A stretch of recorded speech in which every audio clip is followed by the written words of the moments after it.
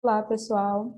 Eu, Sabrina, a Sinara, o Iago e a Tainara vamos apresentar o seminário sobre o desenvolvimento de formas farmacêuticas líquidas estéreis. Então, as formas farmacêuticas estéreis, elas são aquelas isentas de micro-organismos viáveis, ou seja, os componentes contidos nessas formas e os processos envolvidos no seu preparo devem ocorrer de modo a eliminar qualquer tipo de contaminação. As preparações injetáveis e oftálmicas, elas são exemplos de formas farmacêuticas líquidas estéreis, e devido a elas terem um contato direto com fluidos e tecidos do organismo, isso pode causar infecção de uma forma muito fácil. Por isso é essencial a esterilidade dessas preparações. Como eu havia dito antes, né, alguns exemplos de formas farmacêuticas estéreis são as preparações injetáveis, podendo ser intravenosa, intramuscular ou subcutânea, entre outras, e as preparações oftálmicas. Agora, nós vamos falar um pouco sobre as preparações para aplicação oftálmica. Então, essas preparações, elas podem ser utilizadas para tratar condições superficiais do olho, ou intraoculares, né? Ou seja, dentro dos olhos. Essas condições, elas podem ser infecções bacterianas, fúngicas e virais dos olhos ou pálpebras, conjuntivites alérgicas ou infecciosas, inflamações, glaucoma, que é uma degradação do nervo óptico, normalmente está associada ao aumento da pressão dentro do olho, e a síndrome do olho seco, que é uma anomalia na produção ou na qualidade das lágrimas, levando a uma inflamação nos olhos. Bom, pessoal, as preparações oftálmicas podem ser considerados os colírios, que são medicamentos destinados para aplicação sobre a mucosa ocular. E são preparações líquidas administradas sob a forma de gotas, podendo ser suspensões ou soluções. E vale ressaltar que se esses colírios não forem preparados com cuidados e obedecendo os padrões de qualidade, isso pode gerar acidentes e até cegueira no paciente. Então, para o desenvolvimento dessas preparações, devemos seguir alguns fatores, como a precisão de composição, a limpidez, onde as formulações devem ser límpidas, exceto nas suspensões, esterilidade, conservação, isotonicidade, tamponamento, pH, onde o pH da solução ele deve ser compatível com o do líquido lacrimal, ou seja, as lágrimas, e também a viscosidade. A precisão de composição ela é muito importante porque essa formulação, né, uma preparação oftálmica, ela é prescrita em quantidade diminuta, ou seja, são gotas, e nessas gotas tem que estar presente a quantidade de fármaco ideal. Por isso que durante a preparação deve pesar e medir os componentes de forma muito correta, e qualquer desvio nessa pesagem vai levar a alterações significativas na prescrição. Então, tem que ser feito tudo certinho para ter a quantidade de fármaco ideal em cada gota. Outro fator é a limpidez, onde as formulações elas devem ser praticamente límpidas, só as suspensões que não precisam seguir esse padrão, porque como é uma suspensão, vai ter partículas suspensas, então essas partículas não vão dar um ar de limpidez. Por isso que as suspensões elas não precisam ser límpidas. E também não deve conter partículas visíveis, né, que no caso é a limpidez, e as partículas suspensas, ou quer dizer, as partículas dispersas, elas podem machucar os olhos. Por isso que deve ser um cuidado, essa limpidez deve ser seguida. A esterilidade é uma qualidade muito importante que deve ser exigida nas preparações oftálmicas, visto que essas preparações elas devem ser isentas de agentes microbianos. pois colírios contaminados, eles podem gerar infecções oculares graves. Então, é também importante destacar que o contaminante mais perigoso nessas formulações é a bactéria Pseudomonas aeruginosa. E essa contaminação, muitas vezes, ela pode ocorrer ao se utilizar água comum ou mesmo água destilada contaminada. E por isso, então, é muito importante ter bastante atenção na qualidade da água utilizada nessas preparações. Além disso, existem outros agentes microbianos que também podem causar infecções da córnea, como membros do grupo dos proteus e hemófilos influenza, por exemplo, entre outros.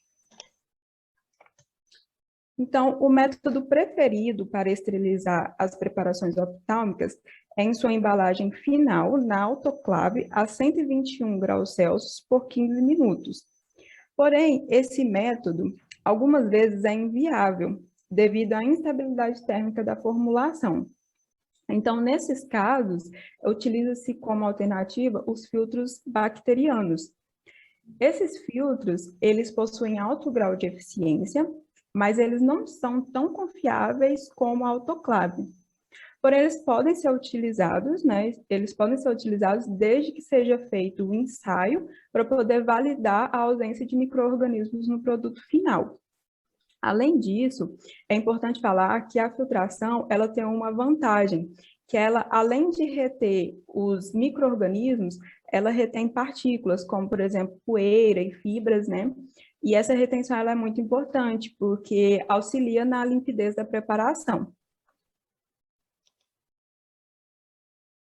Então, após a esterilização, utiliza-se conservantes antimicrobianos para manter a esterilidade das formulações oftálmicas, porém com exceção das preparações empregadas durante uma cirurgia, por exemplo, ou no tratamento de traumatismos oculares, pois alguns conservantes, eles são irritantes para os olhos.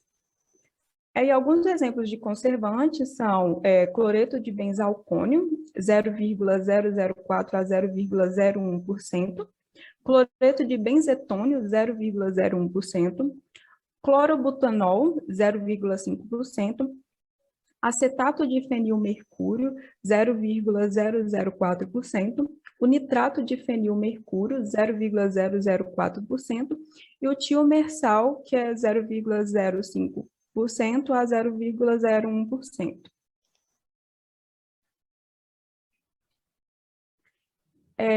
Porém, alguns conservantes, eles apresentam limitações, como é o caso do clorobutanol.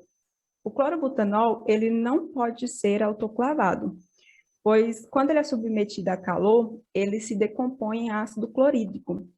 E então, se obtém um produto que é suscetível ao crescimento microbiano e que altera o pH. Então, isso pode afetar a estabilidade e a atividade terapêutica da substância ativa.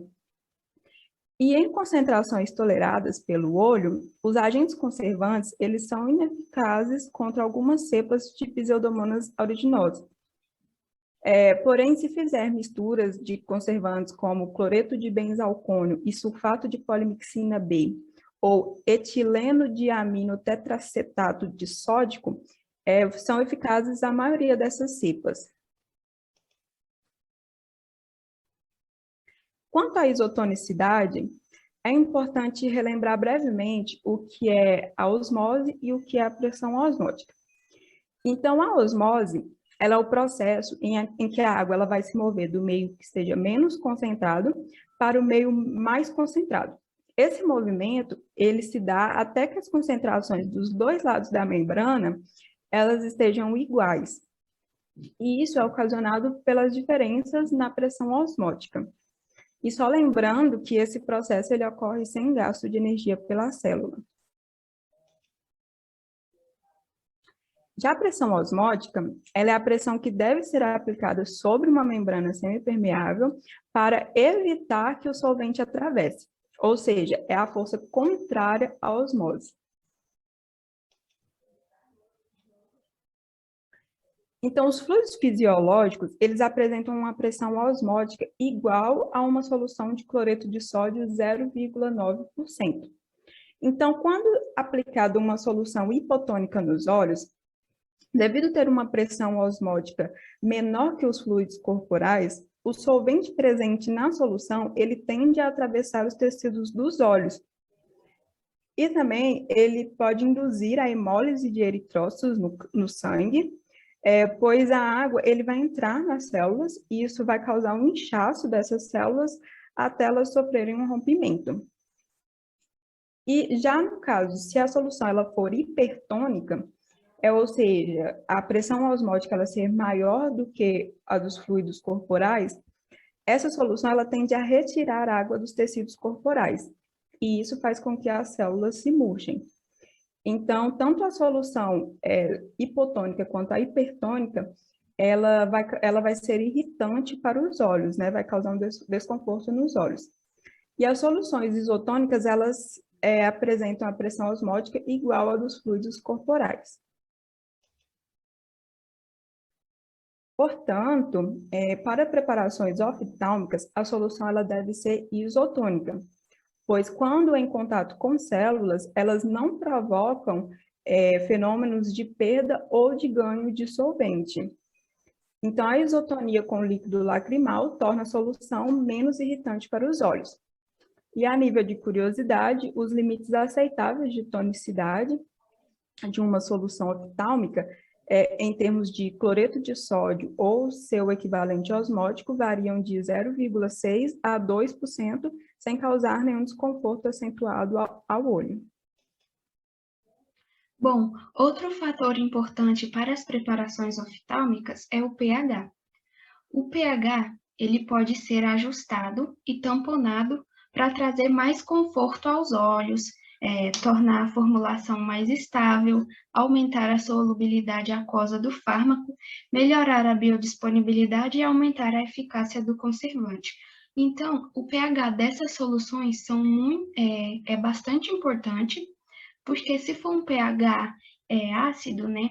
Se a gente tiver um produto ácido, vai irritar os nossos olhos, e se a gente tiver um produto muito alcalino, também vai irritar os nossos olhos.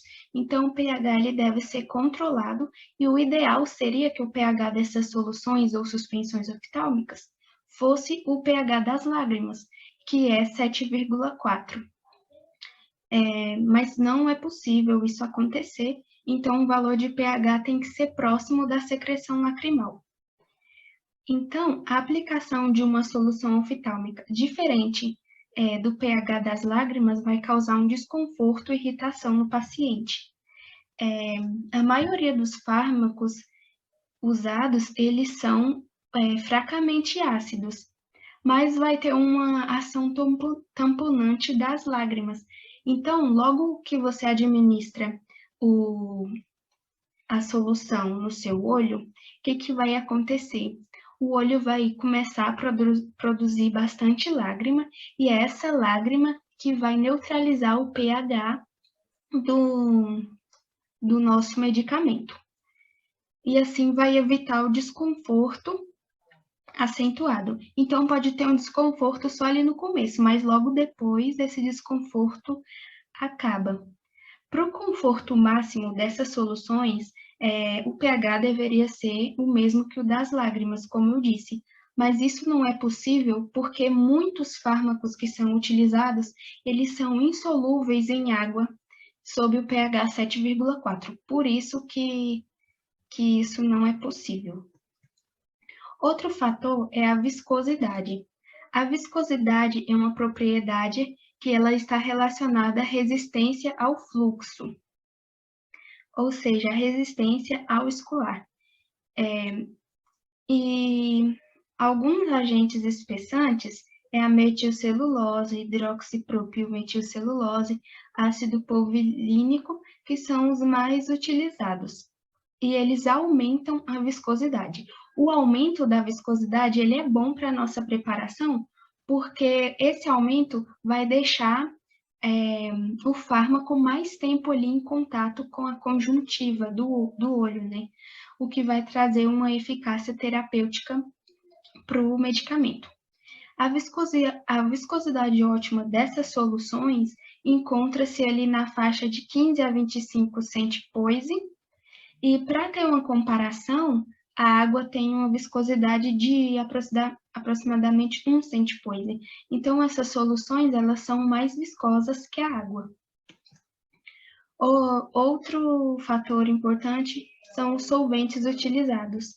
Geralmente, esse solvente pode ser água pura ou esterilizada, e também os solventes à base da água destilada, como solução isotônica de cloreto de sódio, solução a 2% de ácido bórico e soluções tampões. Os solventes eles devem ser conservados em recipientes limpos, hermeticamente fechados, e de preferência em ampolas, contendo pouco volume, porque essas ampolas vão ser abertas e utilizadas só uma vez. Caso fosse um recipiente maior, ia ter uma maior chance de contaminação. Além disso, esses solventes eles devem ser esterilizados por aquecimento a 120 graus durante 15 minutos na autoclave. Alguns adjuvantes utilizados. Esses adjuvantes são substâncias que é importante para a gente obter solução oftálmica estável, não irritante e isenta de contaminação, e também para a gente alcançar atividade terapêutica. Aqui a gente tem alguns exemplos de adjuvantes, como os otonizantes, zamponizantes, também tem conservantes, né, para favorecer a conservação, evitar contaminação e entre outros. Então, aqui alguns adjuvantes a gente tem tensoativo, como cloreto de benzalcônico, que aumenta a atividade terapêutica. Viscosificantes, como a metilcelulose e esses aqui que eu já citei lá em cima, que vão prolongar a ação medicamentosa e vão também aumentar a viscosidade das soluções. E a gente também tem adjuvantes que favorecem a conservação, como os antioxidantes, que vai proteger da ação do oxigênio, e os conservantes, que vão evitar a contaminação microbiana. O acondicionamento desses medicamentos são feitos em embalagens contendo pouco volume, né? De 2 até 30 ml de produto.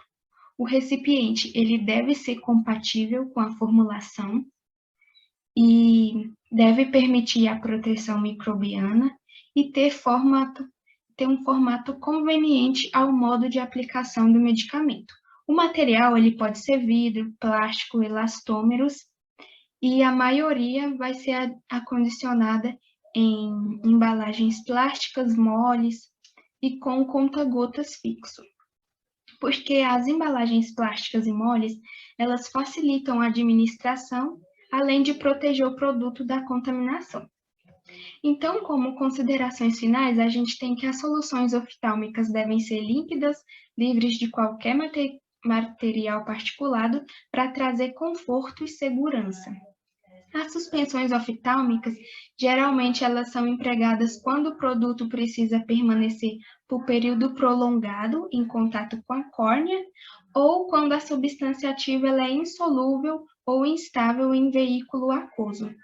E essas partículas de fármacos na suspensão, elas devem ser divididas, ou seja, micronizadas, para a gente minimizar a irritação dessas partículas na nossa lesão ou na nossa córnea, que pode causar lesões. Bom, uma das principais formas farmacêuticas estéreis são os injetáveis, também conhecidos como parenterais, que essa palavra parenteral deriva das palavras gregas para, né, que significa fora, e enteron, que significa intestino, que faz referência às vias de administração diferentes da oral.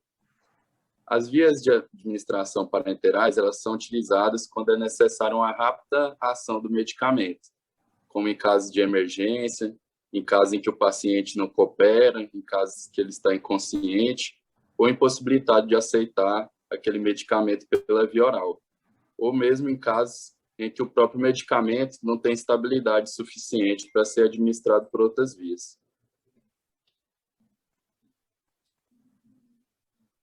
Com relação aos tipos de vias de administração parenterais, os medicamentos eles podem ser injetados em praticamente todos os órgãos ou áreas do corpo, incluindo as articulações, os líquidos das articulações, a coluna vertebral, o fluido espinal e as artérias, e em casos assim, de maior emergência, até mesmo no coração. Entretanto, os locais mais conhecidos, né, mais usados para aplicação de injeções são as veias, os músculos e a pele e as suas diversas camadas. Como a gente pode ver aqui na imagem, né, essa imagem do livro ela ilustra muito bem os locais aí mais usuais de aplicações de injeção, que são o músculo esquelético, né, no caso da intramuscular, as veias, né, no caso da intravenosa, e a intradérmica e a subcutânea, que são aquelas ali subcamadas da pele.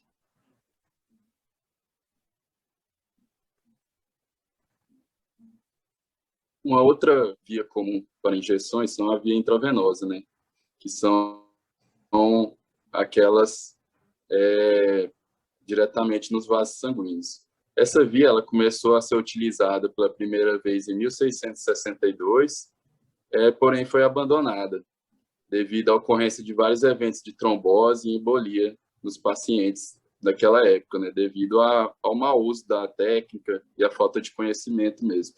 Mas atualmente a administração intravenosa ela é rotineira em hospitais, né, embora esses riscos ainda sejam recorrentes. Os medicamentos intravenosos eles proporcionam uma ação bem rápida em comparação com as outras vias. Como o medicamento ele é injetado diretamente na corrente sanguínea, é como se você pulasse a etapa de absorção da farmacocinética, né?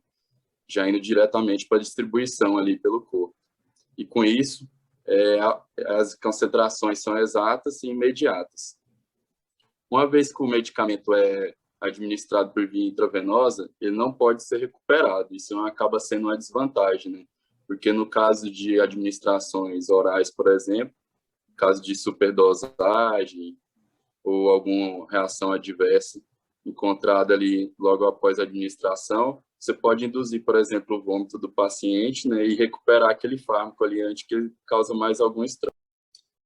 A dose do medicamento administrado pela via intravenosa, ela pode diferir bastante do medicamento administrado pela via oral. Como você acaba pulando a etapa de absorção, né, o medicamento ele fica 100% biodisponível ali na circulação. E com isso você acaba necessitando administrar uma dose bem menor do que a dosagem oral.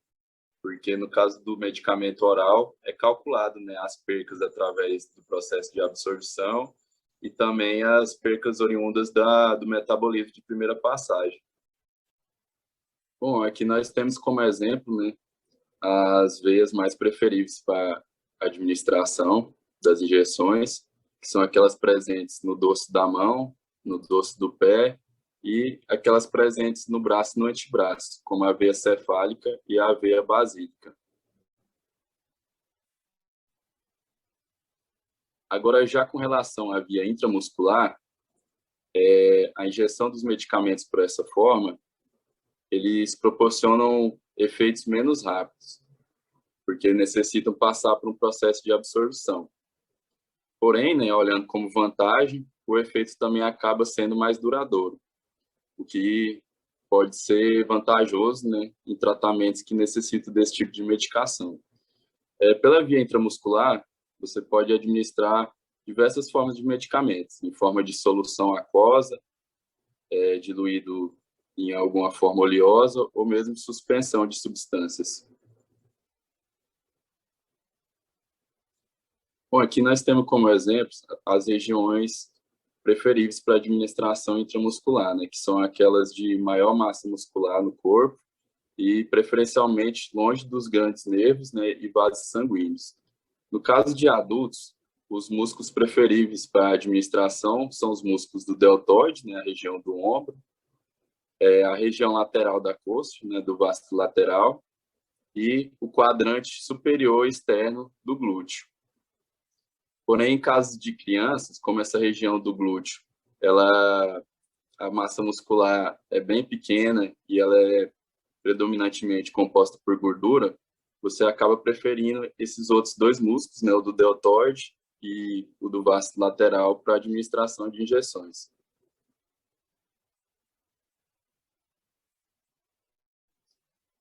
Bom, os principais danos causados pelas injeções administradas pela forma intramuscular, eles estão relacionados com o ponto no qual a agulha entrou e onde o medicamento foi depositado. Os principais danos são a paralisia resultante de lesão neurológica, né, em caso de atingir algum nervo ali, lesionar algum nervo, a embolia, em caso de liberar algum conteúdo dentro de um vaso sanguíneo, né, o hematoma na região, os abscessos, a formação de cicatriz, cistos e a necrose da pele.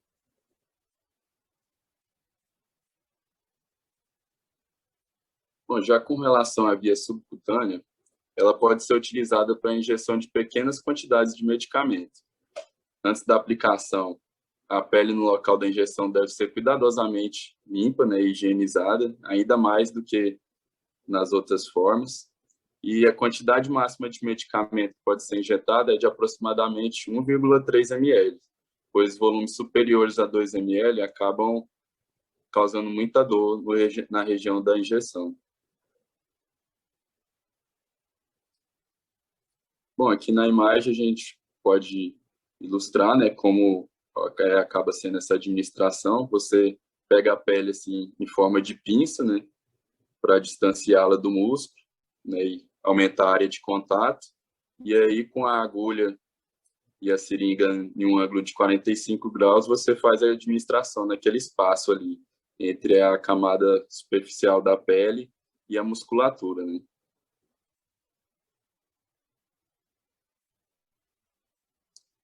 Bom, a via intradérmica, que é aquela feita ali na derme, né, da pele, ela é utilizada para aplicação de algumas vacinas, né, como a BCG, e como auxiliar de testes diagnósticos e de sensibilidade.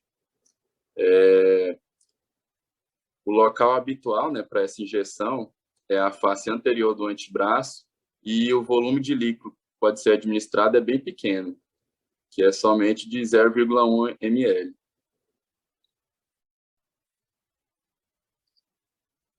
Bom, e aqui nós temos como exemplo os tipos oficiais, né, de injetáveis, que são propriamente a injeção, né, líquida, são preparações líquidas constituídas por solução do fármaco, como exemplo nós temos a insulina. Tem os pós para injeção, que quando adicionados o veículo adequado, né, geram as soluções que se encontram em conformidade com as exigências referentes. Aí, como exemplo, a gente tem a cefuroxima, tem as emulsões injetáveis, né, que são preparações líquidas de um fármaco dissolvido ou disperso em um sistema emulsionado. Como exemplo, nós temos o Propofol. Temos também as suspensões injetáveis, que são preparações líquidas de sólidos suspensos, né, em um líquido adequado. Como exemplo, nós temos a suspensão de acetato de metilprednisolona. E temos também os pós para suspensão injetável, que são aqueles que, com a adição do veículo adequado, né, geram as suspensões, e essas suspensões estão em conformidade com as exigências referentes às suspensões injetáveis. E aí, como exemplo, a gente tem o imipenem e a cilastatina. Então, eu vou falar sobre a preparação industrial de produtos parenterais. As matérias-primas necessárias são dissolvidas, de acordo com as boas práticas de fabricação, em água para injeção, outro solvente ou em uma mistura de solventes. Em seguida, as soluções são filtradas por uma membrana.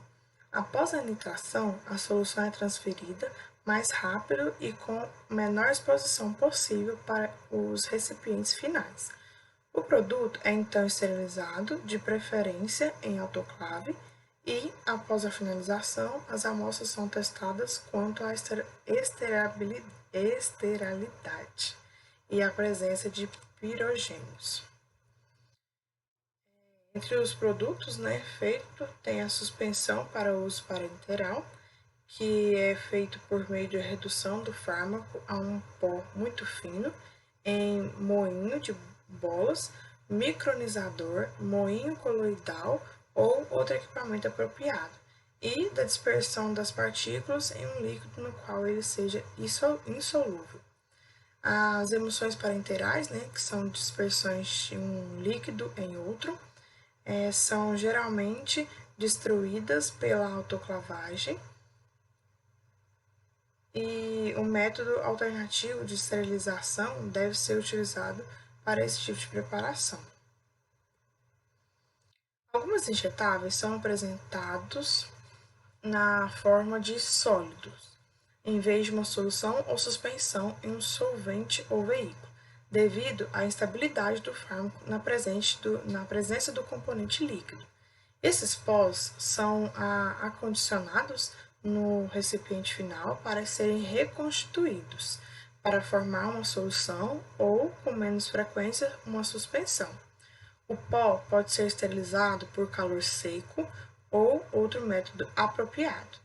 Exemplos de medicamentos esteroidais preparados e acondicionados sem adjuvantes farmacêuticos, como tampões, conservantes, estabilizantes e agentes de tonicidade, são sulfato de canamicina,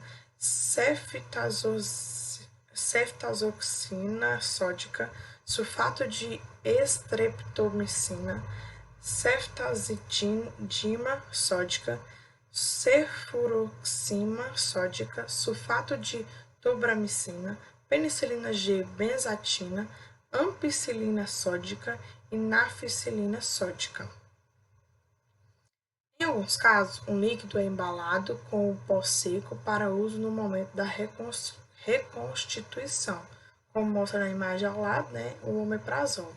Esse líquido é estéril e pode conter alguns dos adjuvantes farmacêuticos necessários.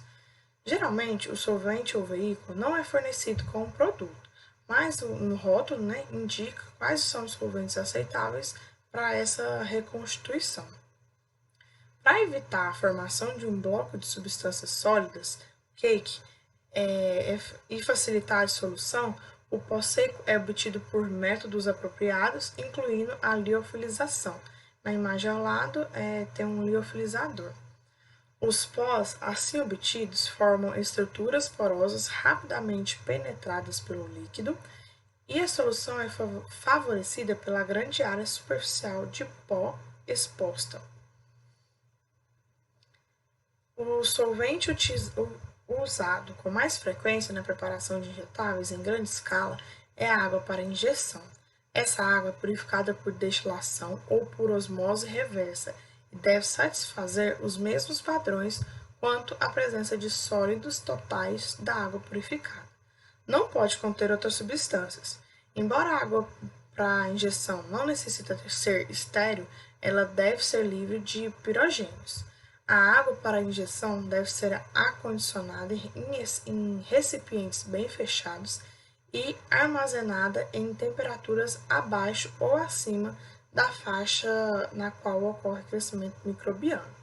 A água estéril para injeção é acondicionada em recipientes de dose única e não maiores que 1 litro. Então, aqui eu trouxe imagens, né, exemplificando a dose única de menor porte, né, que é essa ampolinha de 10 ml, e de maior porte, que é a de 1 litro, né, e são utilizadas frequentemente na área hospitalar. A injeção de cloreto de sódio é uma solução isotônica estéril de cloreto de sódio em água para injeção. Não contém agente antimicrobiano, mas possui íon sódio e cloreto. A solução pode ser utilizada como veículo estéril na preparação de soluções ou suspensões de fármacos para administração parenteral. Aqui eu trouxe a imagem para exemplificar a ampola do cloreto de sódio, e ela também é frequentemente usada na área hospitalar. A injeção de Ringer é uma solução estéril de cloreto de sódio, cloreto de potássio e cloreto de cálcio em água para injeção. As 3 substâncias estão presentes em concentrações semelhantes àquelas dos fluidos fisiológicos. É utilizado na reposição de fluidos e eletrólitos e como alcalinizantes sistêmicos. Aqui também eu trouxe, né, um ringer com lactato para exemplificar como é, e esse é de 500 ml. Agora, os veículos não aquosos. Pode ser óleos vegetais fixos, glicerina, poliquetilquinoglicóis, propilenoglicol e o etanol. Os utilizados com menos frequência são o oleato de etila, miristato de isopropila e o dimetilacetamida. Atenção, esses e outros veículos não aquosos podem ser usados desde que sejam seguros nas quantidades administradas e não interfiram na eficácia da preparação ou da resposta às análises e aos testes necessários. Como a água não deve apresentar atividade farmacológica própria, nem afetar adversamente a atividade do fármaco.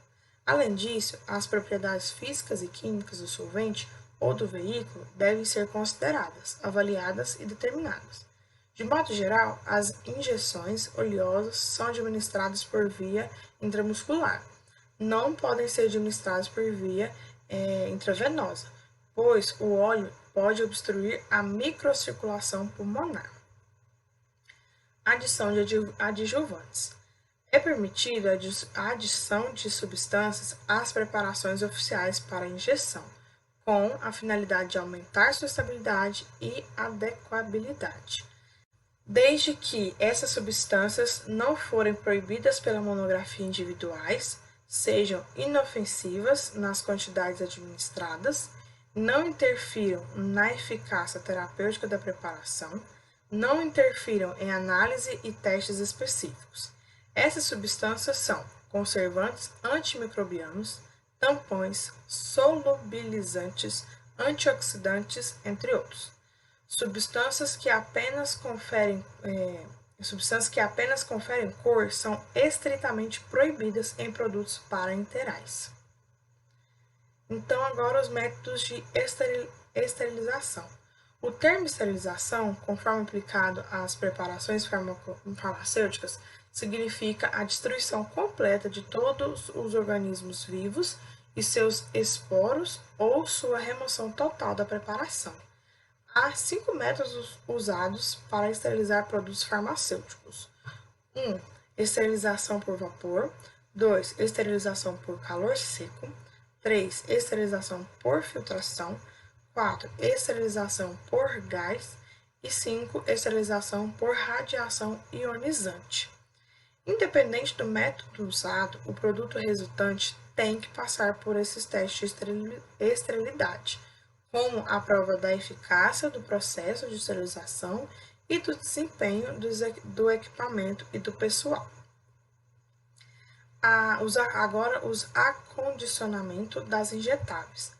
As embalagens para injetáveis, incluindo as tampas, não devem interagir física ou quimicamente com a preparação, de modo a não alterar sua potência ou eficácia. Se o recipiente for de vidro, ele deve ser transparente e incolor, ou de cor âmbar para permitir a inspeção do seu conteúdo. O tipo de vidro aceitável para cada preparação parenteral normalmente é indicado na sua monografia individual. As injeções são acondicionadas em recipientes de dose única ou de doses múltiplas. Os recipientes de dose únicas podem ser ampolas ou frascos, como eu mostrei com a água e os cloretos. Os recipientes são selecionados de forma cuidadosa para serem quimicamente resistentes às soluções e apresentar a melhor qualidade possível, minimizando as possibilidades de que seus componentes sejam lixiviados pela solução. Rotulagem de injetáveis. Para nomes estabelecidos de produtos injetáveis, todos destinados e aceitáveis para a administração parenteral, foi estabelecido os seguintes critérios para a determinação do título do produto. Para os líquidos, injeção, título para preparações líquidas constituídas de fármaco ou soluções de fármacos.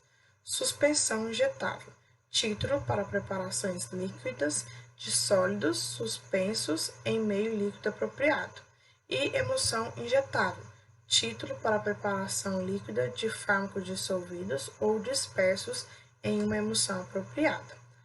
Para os sólidos, para injeção, título para pós que, com a adição de veículos apropriados, originam soluções que se encontram em conformidade com todos os requisitos de injeções. Para a suspensão injetável, título para pós que, com a adição de veículos apropriados, originam preparações que se encontram em conformidade com todos os requisitos de suspensões injetáveis.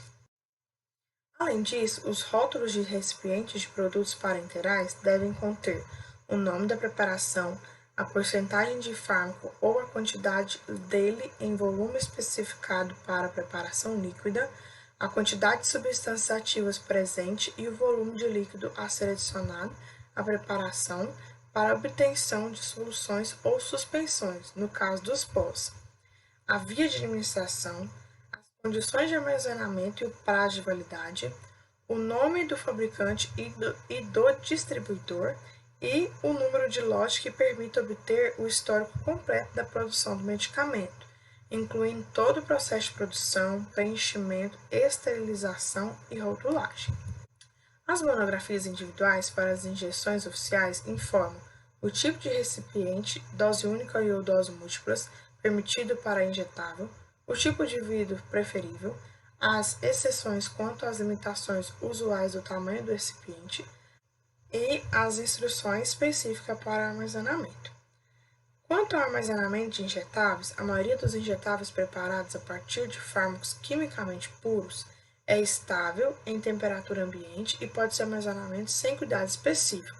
Entretanto, a maioria dos produtos biológicos, a injeção de insulina em várias vacinas, toxoides, toxinas e produtos relacionados devem ser armazenados sob refrigeração.